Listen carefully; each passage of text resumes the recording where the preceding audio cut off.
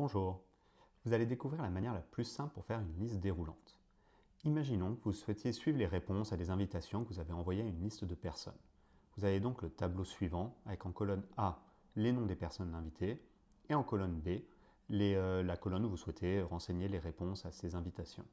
Alors, vous pouvez évidemment renseigner les réponses manuellement. Oui, non, je ne sais pas. C'est très facile à faire, mais ça peut poser plusieurs problèmes.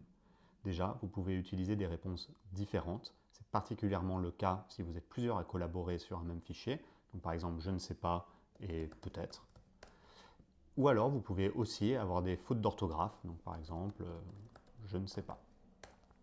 Ça va poser des problèmes, notamment quand vous allez vouloir faire des analyses, des synthèses ou utiliser des formules dans Excel. C'est là où la liste déroulante prend tout son intérêt. Et la manière la plus simple pour la faire est la suivante. Vous allez créer une nouvelle feuille, appelez-la par exemple option liste, où vous allez renseigner les réponses que vous souhaitez pouvoir utiliser dans le tableau. Donc dans notre cas, par exemple, oui, non, je ne sais pas. Voilà, votre liste est prête.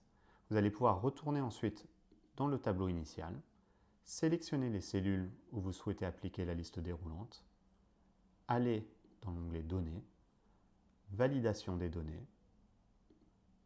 Ici, vous allez sélectionner Liste.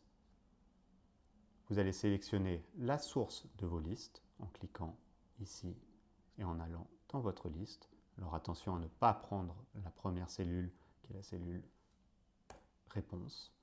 Vous allez la sélectionner, valider et vous avez maintenant votre liste où vous pouvez mettre une seule des 3 réponses possibles. Voilà, vous savez maintenant comment faire une liste déroulante.